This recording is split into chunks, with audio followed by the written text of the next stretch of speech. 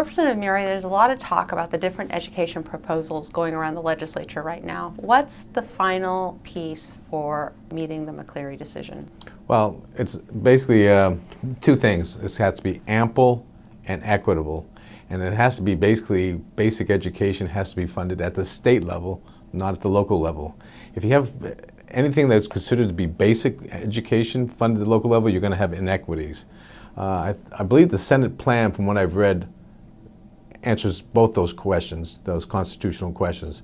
Ample, lots more money, and they equitable by coming up with one flat levy rate across the state, so that we get rid of the inequities.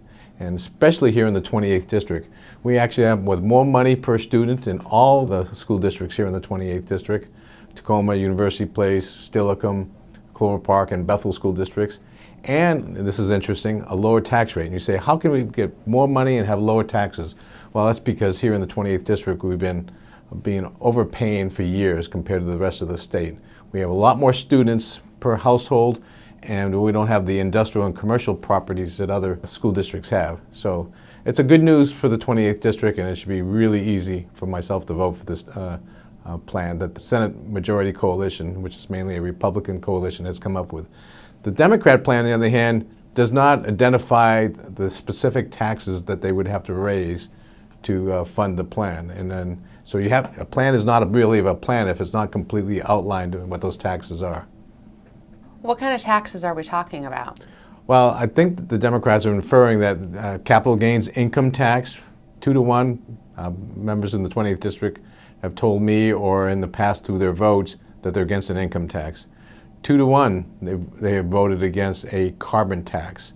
And 2-to-1, they don't want the business taxes to be, increased by almost doubling.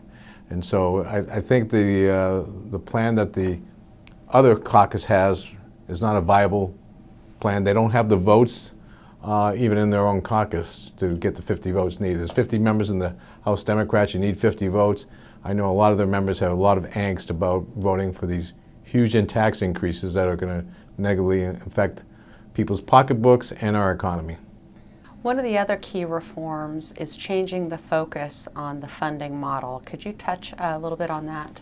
The money's going to follow the student even more under this plan. They make a lot of different caveats to help those very wealthy but also high-cost districts, by including a cost of living allowance, almost like a housing allowance reform, up to $10,000 per teacher for those in high-cost areas. But basically, for the most part, it's a much more simpler formula. The money follows the students. Representative Muri, in both of the plans, there is money for beginning teacher pay. Could you talk a little bit about that? Well, that's probably one of the most important parts. Both my sons are now school teachers, have been for only a couple of years, and they were a little bit angst when Dad used to talk to them about becoming school teachers and the amount of the salary, and after a while the teacher's pay does go up considerably, but the starting pay is way too low to attract people to the profession. Starting at $35,000 a year is not doable in today's economy for somebody with a 4-year degree.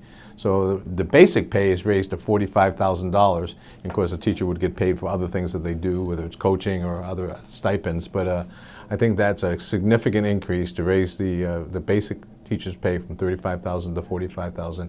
For two things: we want to attract people to the profession and retain them into this profession. We have a teacher shortage. It's only going to get worse, and this is absolutely necessary that we pay teachers more.